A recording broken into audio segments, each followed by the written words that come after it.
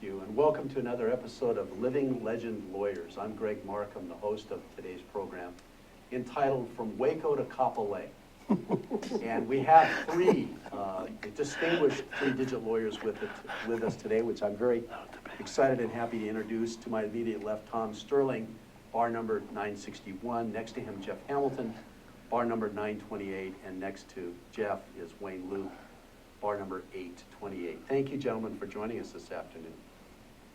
Good to be here. Thank you for having me. Thank you. Thank you. Tom, I'd like to start with you. How is it that you ended up in our state, and maybe it was a territory when you started, I don't know. Not quite. And how did you end up practicing family law? Well, objection, multiple questions. But I was intrigued with the Waco to Kapolei because Wayne went to Baylor, which is in Waco. I came from Fort Hood, Texas, which is right down the road. Yes, but you practice out in Kapolei, I understand. No, I managed to avoid that. Okay, well, how did you do that? I retired from family law about 6 years ago That would and do it. realigned my practice to mostly mediation. Okay, well, then it applies to Jeff. All right, yeah, there you go. There you go. No, I was in a battalion at Fort Hood, Texas that got orders to deploy to Fort Shafter, Hawaii in 1965. It was the best unsolicited break I ever had in my life until I met my present wife. So, Did you meet your wife here? I did. And that's how you ended up here? On an Army troop ship, 6 days out of Oakland Army Terminal. And it took my breath away on the 6th day when we saw this beautiful green island lurching out of the sea. Did you go to law school on the GI Bill, or how did that work? Yes and no. I had spent a year in law school and quit, and then went in the Army. Came here, went to Vietnam, went back to law school, almost quit again, finally came out here, and was fortunate enough to get a job offer from Ashford and Riston, where I spent 3 or 4 Here's the deal. excellent years. Very good training and a very collegial atmosphere. I'm still very grateful to those guys. Yes, that's. And how did you end up practicing for so many years, even though you don't now in family law? Well, one day, about 2 or 3 years into my associateship at Ashford and Riston, one of the partners had a divorce case, and he turned to me and he said, "Tom, I'm too busy to do this, you do it." So that was my introduction to family law, so I did it, and I thought, I think I can do this. So I started taking on more of them, and then when I went out on my own with 3 other then young lawyers, and we were taking just about everything that came in the door, I did more and more divorce cases and wound up working with guys like Jeff, and something I felt I had some knack for, and I enjoyed and still do the family court bar. They are a very collegial bunch of guys. It's an active section, that's for sure. Well, we, in a way, we trained each other, and still do. Well, thank you for that. Jeff, same question to you. How did you end up here and in the area of practice that you are? I was at Duke, at law school in Duke, and I came to Hawaii, and I was drinking pineapple juice and gin on the veranda of the Moana Hotel watching the sunset, and I decided this was a remarkable place, and I fell in love with it, and I remain in love with it to this day. It's a beautiful place to live. So that's how I got here. And then I walked into to an interview with George Kerr, who was then at Henshaw, Conrad and Hamilton, now Rushmore, and they made me an offer, and that was it. Thank you. We're going to take a quick break. Thank you. Go to commercial. Hi, Jay. Hi, Keith. My name's Keith Bettinger. I knew that. And I'm the host of ThinkTech Asia. I knew that too. Here on ThinkTech. Fabulous. You got a great show going, Keith. Thank you very much. And for our viewers out there that are interested in ThinkTech Asia, it airs every Tuesday from 4 to 4:45, and it can be accessed online at thinktech.com. Yeah, so what kind of guests you like? Well, we have a number of guests from academia, from practitioners of international affairs. Sometimes we have military officials. Sometimes we have public officials on the show. And our goal, we try to talk about current issues in South Asia, Southeast Asia, East Asia, and Central Asia, all throughout the Asian realm in more depth than you would find in traditional mainstream That's the media. difference, isn't it? Exactly. That you're reaching out beyond what ordinary news media would do. Right. And that's why we like you so much. We're trying to provide a thinking person's perspective, an intelligent perspective on what's going on, and we're both sides of the story, or even when there's more than two sides, we try to cover every angle. And I think that's one of the big benefits that we provide here at ThinkTech, is it's a really innovative source of educational programming for the people of Hawaii. You're great, Keith. You are a great host. You got a great show going on. I watch it every week. Thanks very much. Why don't you guys watch it every week too, okay? 4:45 to 4 to 4:45 every Tuesday. Thank you, and welcome back to today's show from Waco to Kapolei with our three distinguished 3D lawyers. Geoff Hamilton, you were explaining to us at the commercial break how you got involved in family law, where you started. I experienced doing family law the opportunity to help people going through a very difficult time in their lives, and to actually be able to work with them and to get them through this crisis and moving on in their lives. And before that, I had been doing corporate work, real estate work, and it just didn't provide the level of nourishment that family law provided. And I think we as a bar do good work. I think we get people through very difficult times in their lives that are very emotionally stressful. And I'm proud of that. Yes, and so where did you start? What was the first firm you went to work with? And I started with Henshaw, Conroy, and Hamilton, which is now Rushmore. And then George Kerr, who was my boss at the time, left to start Chun, Kerr, and Dodd. He hooked up with Bill Dodd and Ed Chun. And then in 1980, we left to form Char Hamilton with Carol Taylor and Peter Char and Roland Tom. Right. Okay, well, thank you. Wayne, let's get to you. Your practice is unique among the three of you today. Describe it for us, please, and tell us how you got into that area. Well, I'm described as a liquor lawyer. All my clients are bars, restaurants, and hotels with liquor licenses. I was with the Corp Counsel's office, and I was the prosecutor for the Liquor Commission. So when I left the Liquor Commission, I went into on the other side and started getting liquor licenses for people. You knew how to navigate that on the state side, so to speak, the government side, and then you took those skills and helped those that needed liquor licenses and qualifications and applications and all that? I handled all the applications from A to Z. How about prosecutions or violations? Not anymore, but the commission is not that strict yet, so it's not a life or death thing. Okay. Well, tell us, where did you grow up, Wayne, and why are you on Oahu and not someplace else? I'm a Palolo boy. Okay. I went to Kaimiki High School, University of Hawaii, and then law school at Baylor, as you know. I do know. Yeah. What's breakfast like at Twin Peaks? Twin Peaks was not in Waco during my period there. Thank you. I think I just popped my mic on. Sorry about that. Can you hear me? Okay, good. Wayne, I want to know if you have any recollections of particularly thorny or interesting matters that you've handled that maybe have made the news and we've known about over the years. Anything along those lines? Well, as you know, when I was at Corp Counsel, I was my mentor was Paul Devens, and Paul's chief client was Mayor Fossey.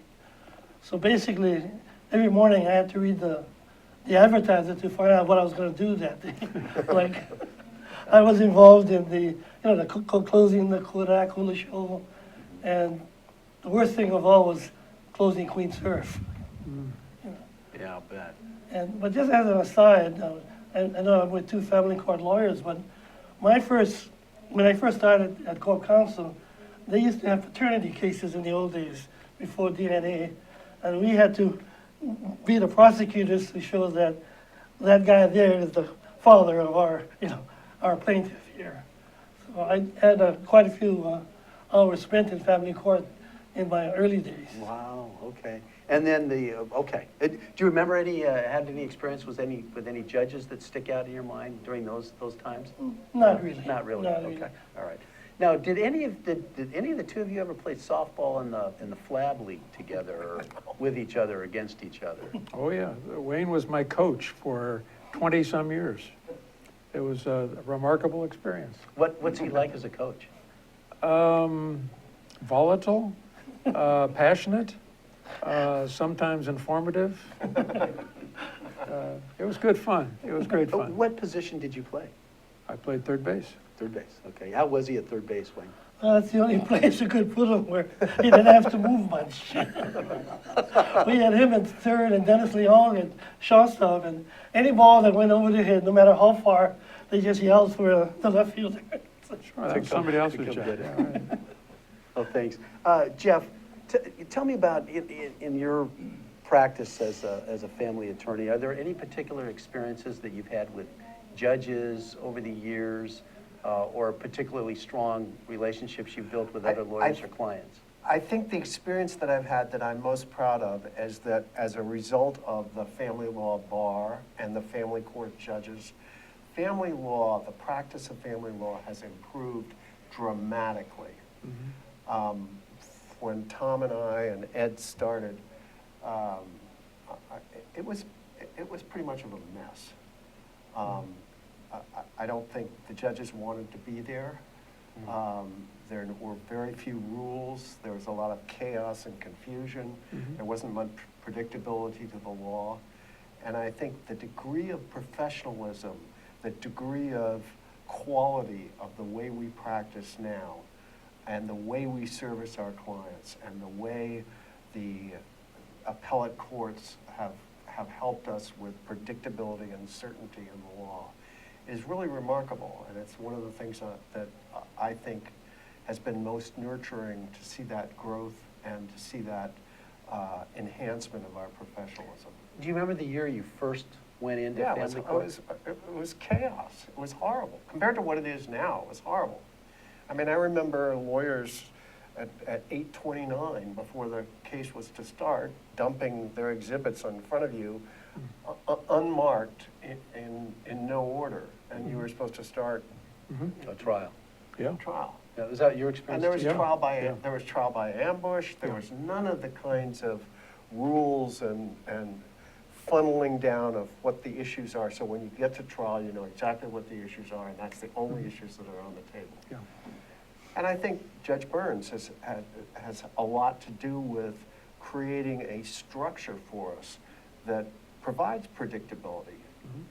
Well, if you compare, and maybe, Tom, you haven't been out to Kapolei, but Jeff, I know you have. If you compare the courtroom setting there now as compared to what it was like when you first started, what's the comparison? The judges are, by and large, prepared. So if you file something, it's going to get read, and it's going to get read responsibly.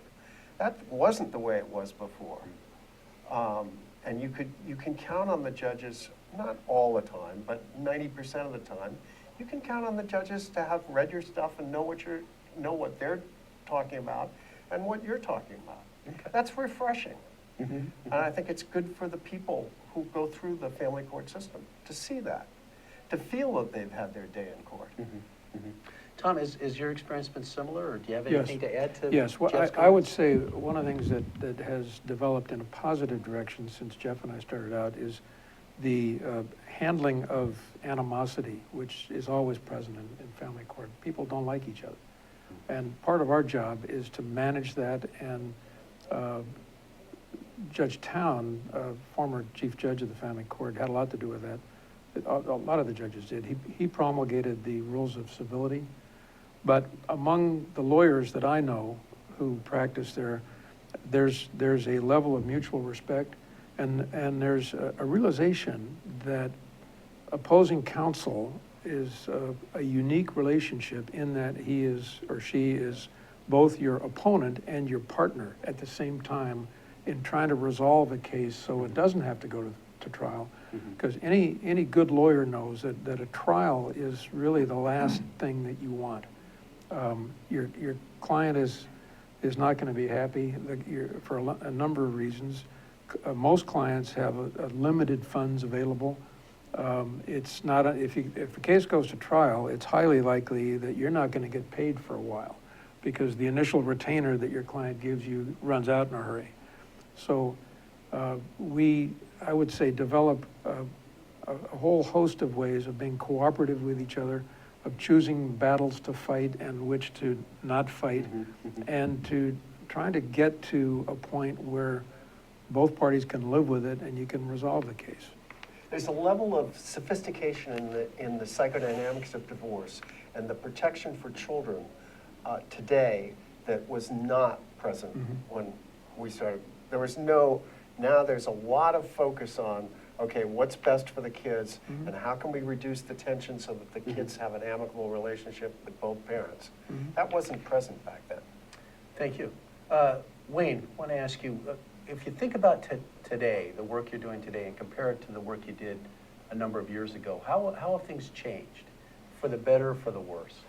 Well, I deal with a different liquor commission over a period of time, so as they get new commissioners, things change. So, you know, and they appoint a new commissioner usually every year or so. Well, does the culture in your work change too? I mean, are there periods where we almost felt like we were in prohibition, and then periods of little looser enforcement or application process? No? I think it's always been medium, and like today, I would think it's pretty good. I mean, the commissioners are of the opinion if you give you a chance. If you want to try it open, go ahead and open, as long as you don't bother anybody else. Okay. Well, tell me about relationships with other lawyers that you've formed over the years, and how has that been? Has it been rewarding? Well, being a member of our bar association? Sometimes I say I like doing liquor work is that I don't get to deal with other lawyers most of the time. And basically the only time I do it with lawyers was doing lawyer softball functions, and that's it. Usually after the season, we don't even see each other. Okay. All right. So it's not like you're in the courtroom seeing these guys, and you're dealing with the commission. Yes. Okay. All right.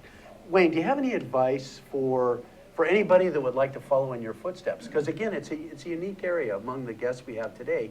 You kind of stand out as being different in your practice. Yeah, I think a lot of people look at it, they think they can do it, but one mistake and that's it. And it costs your client a lot of money.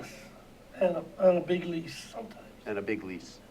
Okay. Was that learned the hard way or the easy way? That's learning the hard way. Okay. All right. Thank you. Tom, how about you and Jeff? I throw this open to you too. Compare the practice of law you're experiencing now to what it was when you first started. Technology, relationships, dealing with other lawyers, judges, how has it changed?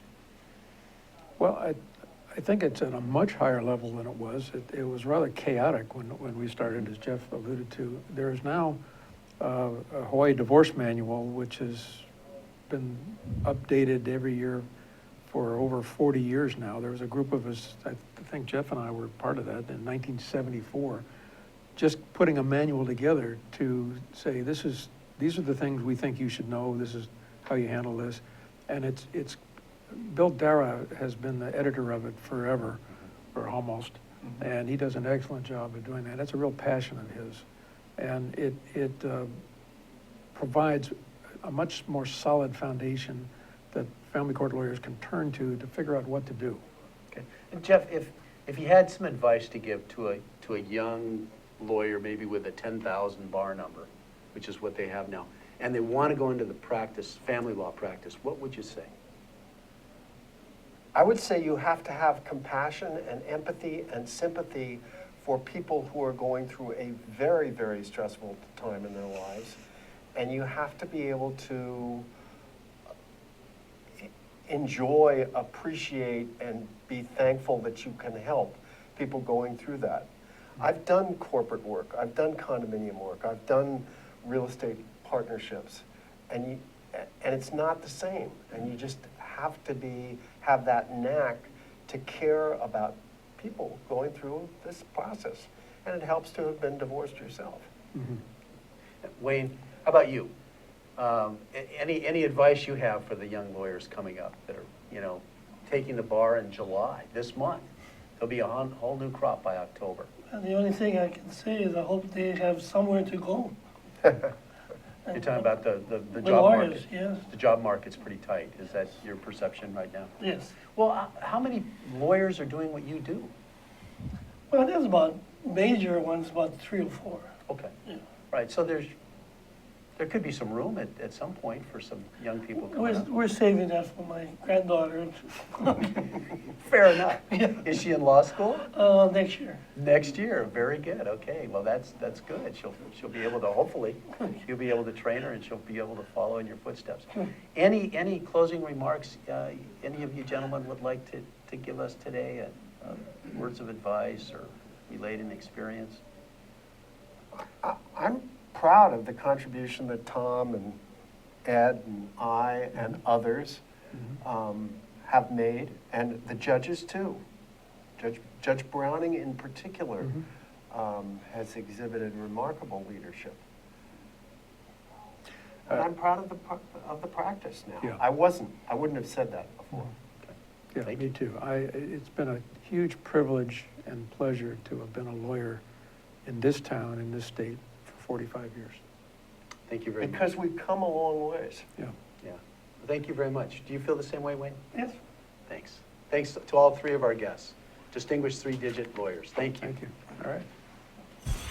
Hi, I'm Donna Blanchard. I'm the host of Center Stage here on ThinkTech Hawaii. Center Stage airs every Wednesday at 2 o'clock, and of course you can check out our archives on YouTube or on ThinkTech Hawaii anytime you like. Why should you do that? Because this is an arts show that I believe is making a difference in lives.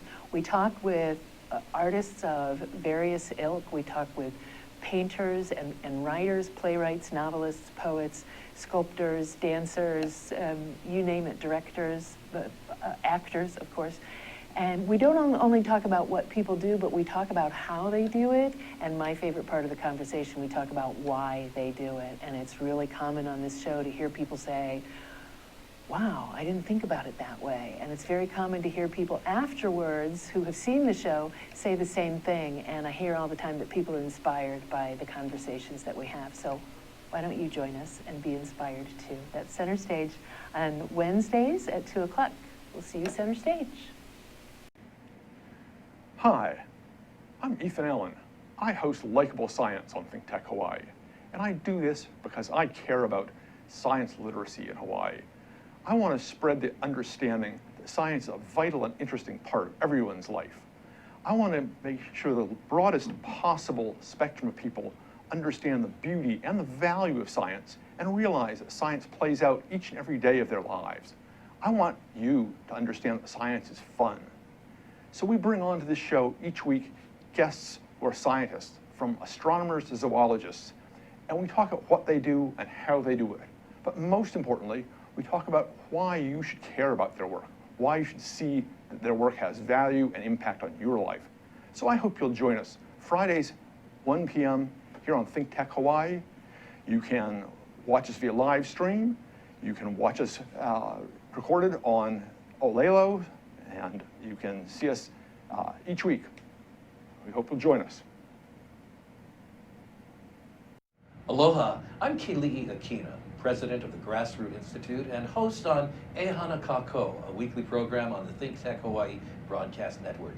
Ehana Kako means let's work together. Think of the sad alternative, let's not work together. Here in Hawaii, with all of our diversity and the richness of the people, it's important for us to come together around issues on the basis of what's right and what's good and what's going to serve the common good. And that's what we try to do at Ehana Kako. Every week, we interview movers and shakers, people in government, business, and other sectors of society to talk about how to create together a better government, economy, a better world here in Hawaii that can bless the rest of the world. I thank you for your attention to ThinkTech Hawaii, and we look forward to seeing you every Monday, 2 to 3 p.m. on the ThinkTech Hawaii Broadcast Network. We're Ehana Kako, and we wish you well. Aloha.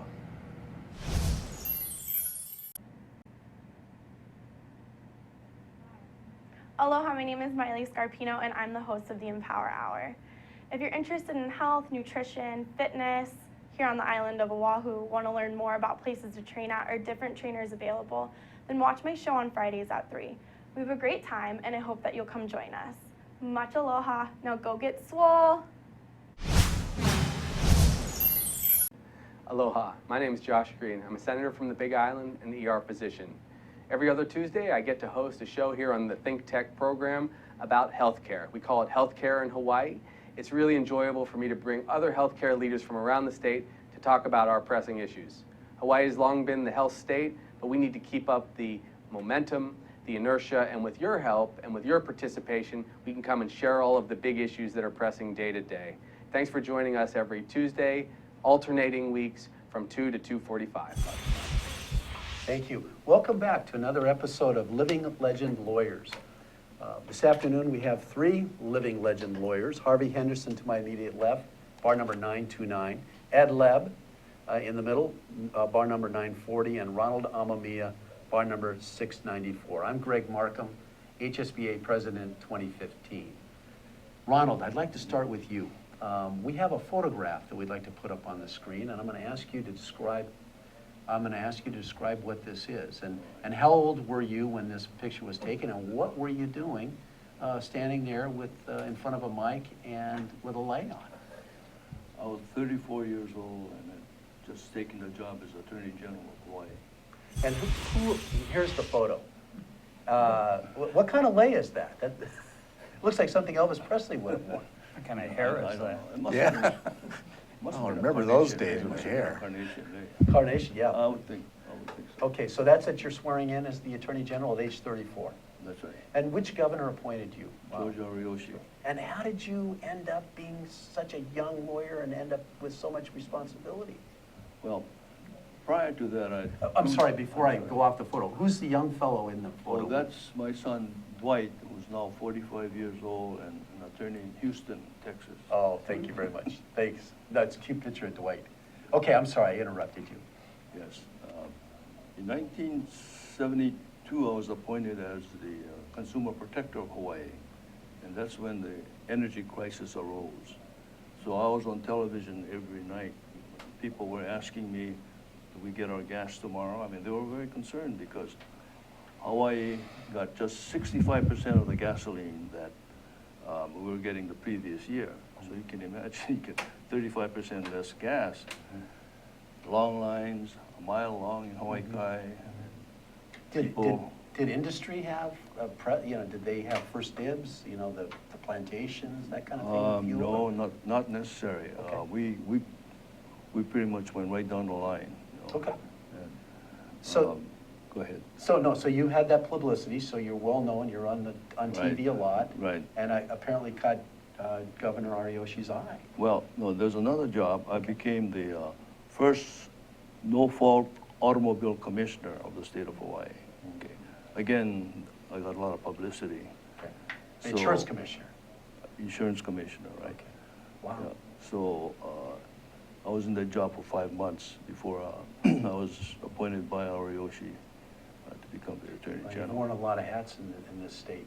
Well, thank you for that. Yes. It's good service. And what are you doing now? I mean, and how did that evolve after your stint as Hawaii's Attorney General? Where did you end up? Well, I went into private practice, and now I'm kind of taking it easy, shall I say. I'm a lobbyist for the Ironworkers Union of Hawaii. So I spend my time down at the state capitol and at city council lobbying on issues that the unions are interested in. Well, they must be very busy, because looking out of my window at Bishop Square, I see about 8 or 9 tower cranes, and there's a lot of iron going up. Yes. It must be a very active union right now. Very much so. Okay. Have you enjoyed that work, Ronald? Yes, I do, because it's different from practicing law. Mm-hmm. Other than the gas crisis, fuel crisis back in the early 70s, I take it, what other, say, high-profile problems did you have to tackle as Attorney General? Okay. 1976, Brooke Hart, then the special counsel for the city council, came to see me and said, Ron, you've got to investigate the criminal aspects of this Kukui Plaza project, which started in 1970. And so I did. I had to appoint a special prosecutor to come in because I didn't want Judge Ariyoshi to be accused of favoritism. So I called Leon Jaworski, who had just finished Watergate, and asked him for names. So he gave me about 6 names of attorneys whom he felt would be qualified to take the job. But 5 of them were younger guys who had just taken high-profile jobs with big firms in Washington. So they weren't about to come to Hawaii, right? The only one I could reach was Grant Cooper in California. And Grant was a very distinguished criminal defense lawyer who had defended Sirhan, who had killed Bobby Kennedy. So one weekend I went to see him, and he says, I'll be there next week. So he came over. And he actually acted as the special prosecutor and took the case forward. Yes, and he brought it, brought it to indictment. Frank Fosse and his treasurer, Harry C.C. Chung, were indicted for taking a $500,000 bribe from the developer of the Kukui Plaza project. Yeah, a famous piece of Hawaiian history. Yes,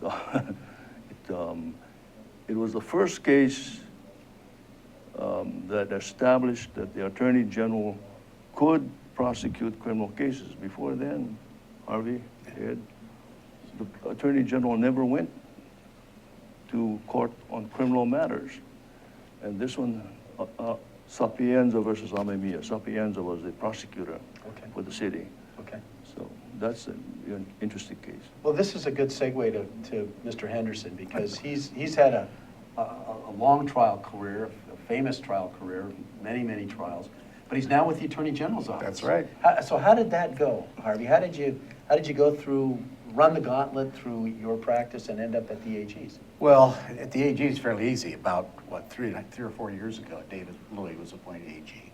Happened to run into David on the street one time. And, you know, I'd been on the front lines of doing mostly insurance defense, but all litigation for 40 plus years. And frankly, I was tired. And I just tried a case in Hilo and didn't have any fun. And even though it came out all right, but anyway, so I said to David, hey, if you have any job over the AG's office, let me know. And he said, yeah, and then I didn't hear from him for a while and sort of forgot about it. And one day he called and he said, can you come over and help me with this? And the job is sort of, what should I say, loosely defined, but essentially what I do is I sort of watch out for all the major litigation and sort of keep an eye on it and apply your experience to what you're act seeing. as a supervisor. I mean, I described this job before as a great job because I don't actually do anything. I just supervise. Well, and we've got a new Attorney General, though. Yeah. Douglas Chin. Yes. And you've survived? Well, so far so good. Okay, good. Well, that's great. Ed, I want to ask you about your family law practice. And when did it start, and how did it start, and what are you doing now?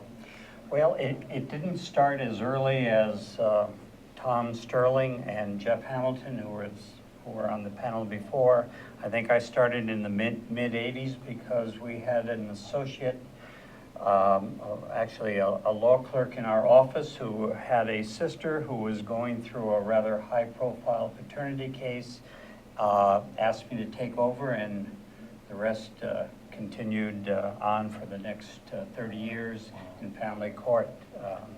Actually, before that, I was distant from family law. I actually started as a criminal defense attorney with Brookhart in the First Public Defender's Office, with people of the likes of Jim Levitt and John Edmonds. Talented group. It was a talented group, and in fact, we had a young fellow by the name of Rich Turbin, who was our law clerk at the time. So it was many years ago, and after that, I was privileged to be appointed by Ron as a special Deputy Attorney General to assist with regard to industrial loan companies and the Manoa Finance debacle, and moving our industrial loan companies to FDIC insurance and the like. So had quite a bit of experience, and I appreciate Ron's trust in me at the time. That certainly prepared me, I think, for the litigation aspects of family law. Jeff Hamilton has indicated that it's more than that, and we certainly have changed over the years. So have you recognized the change that Jeff talked about and Tom Stirling talked about between the chaotic early days and the more civilized and, I guess, organized fashion of practicing family law now? I think it's been dramatic. When I first started, family court was on the second floor of the Supreme Court building. We had one section. There was one bathroom for all. You had the juvenile defendants coming out of the bathroom with paint on their nose at the time. Humanity was grouped together there. We not only have an excellent facility in Kapolei, but we now have experienced judges who have been not only trained, but are really devoted to the practice. We have institutionalized processes. We have rules that we never had 30 years ago that make us teach ourselves to better prepare. And we now can use the internet and computers to assist in determining the rights of the clients. Thank you. Thanks, Ed. Harvey, I want to ask you, when you first started doing your trial work and appearing before judges and juries, is there any particular judge that stands out in your mind that helped you, mentored you, instructed you, molded you? One stands out, of course. Everybody that was in litigation in those days is Yasutaka Fukushima. I wouldn't say he helped me a whole lot, but he survived Judge Fukushima more than anything else. But what was it about him? His demeanor, his demand? He could be more than a little demanding. In the early days, when we used to have motions judges, all the various trial judges didn't handle their own motions, and so all the motions practice, virtually all, went through Judge Fukushima. And so you go over there. This is in the old courthouse, now the Supreme Court room building, and you go over there, and he was on the Eva Mackay corner, and he'd be up there, and all the big firms were doing a lot of the insurance, mostly insurance litigation. So they sent over their young guys, and Judge Fukushima was just merciless. I mean, he would if you had a string citation, he would ask you the facts of the fourth one in line, that kind of stuff. And it only happened once before you were ready, but yeah. And then all the big guys from the firms, like Bill Fleming and Joe Schneider, they would sit there in the back watching him, laughing at you. It was. But Judge Fukushima, I mean, he was a very fair judge. He really was, but he had a very gruff demeanor to it. But after being questioned like that, and did you come prepared, better prepared the next time? Like I said, it only happened once. Yeah. Okay. Thank you. Ed, how about you? Any experiences with any particular judges when you first started your practice? And maybe even back in the criminal defense days that you were doing for the public defender's office. Well, certainly there were people like Judge Ogata, who later joined the Supreme Court. He handled many of the criminal cases. He was a tough judge, but certainly fair. I actually remember most fondly Judge Pence of the federal court. As a young lawyer, first assigned to the Legal Aid Society as a VISTA attorney, we filed perhaps the first class action with respect to the housing authority, the Hawaii Housing Authority. I didn't know what I was really doing there. Judge Pence called me into his chambers, gave me words of advice, gave me some of his Hilo strawberries, and told me what I should do, not only for my family, but for my practice. And his words and his mentoring have always stayed with me. No, that's nice. Ronald, did you have a mentor in your early days as an attorney here in Hawaii? I didn't go to court much, but a mentor I had, well, a couple of them, John Burns, the governor, and Bert Kobayashi Sr., the Attorney General when I first joined the office. And he was an interesting fellow. He would say, Ron, come in here. I want you to go down to Merchant Street, a certain corner, and grab one of the St. Sure twins. There were two brothers. Remember the St. Sure, the short, stocky guys, and bring him to my office. So I'd run down and look for the right St. Sure. You can't tell because they look identical. Yeah, they look the same. But I would ask them their name, and I got the right one, and I would bring them back to the boss. And Didn't that they was work court counsel in those days? no, did that was later, before. maybe. They were in private practice downtown. You know, we Wow. call them the Ain't Sure brothers because you didn't know which one you Ain't were. sure, I understand. Any particular reason that he needed one of these? I don't know. I didn't want to ask him. I didn't need it.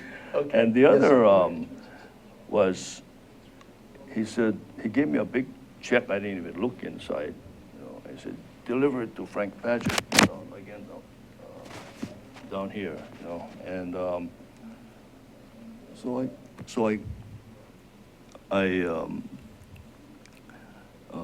got the check, brought it to Frank, and he opened it, and it was like a $300,000 check. In those days, that's a big money. It was for the condemnation of the property next to the Capitol.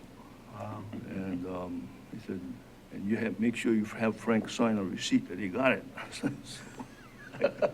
And I brought it back to him. But that's the way law was practiced in those days, very informally. You know, today you can't very well do that. Mm-hmm. No. Well, let me ask you, Ron, and then Ed and Harvey will get to you. Any words of advice or something you'd like to share with the young lawyers that are going to be watching this program? They're just starting their careers. I would say do what is right. You know, too many, well, I'm not going to say too many lawyers, but there are lawyers who don't do it the right way, and it doesn't make our profession look the way it should look. But of course, doing the right way may mean different things to different people, but you've got to try to do what is right. Okay, thank you. Good words. How about you, Ed? I think with family law, and particularly divorce cases, which I emphasize, it's not a matter of who's going to win. It's not a personal injury case. If you don't proceed correctly, it becomes a personal injury case because everyone is injured by it. I think you have to listen to your client, but you also have to provide sufficient guidance to them. Nowadays, we emphasize mediation as opposed to litigation. 95% of our cases are mediated successfully, and I think that's certainly the present emphasis in the way of the future. And do you appreciate that? Do you I support think that? that's made all the difference in family law. Good. Harvey? Yes. Same question? Same question. Yeah, I think so. I mean, I would tell young lawyers who are going into litigation to never forget what a small town this is. It's not as small as it used to be when we started, but it's still a small town. And the best piece of advice in a sort of colloquial way, I would say, somebody, and I can't remember who, it was probably Bill Fleming, but somebody, one of the older lawyers when I was first starting, he says to me, he says, never take a default against a guy before calling him first. Now it'd be him or her, but in those days it was almost all hims. And that's, you know, and I've tried to do that in my practice. I mean, there's something to the golden rule. I mean, if you would want somebody to do something to you, don't do it to somebody else. And that's a small town. I mean, people don't forget, nor should they. Yeah, that's good advice. Thank you all so much for sharing your experiences with us and with our young lawyers that'll be watching this program, and really appreciate you taking the time to come down. Thank you, Harvey. Thank you, Ed. Thank you, Ron. Thank you Appreciate for it. inviting having us. us. Thank you.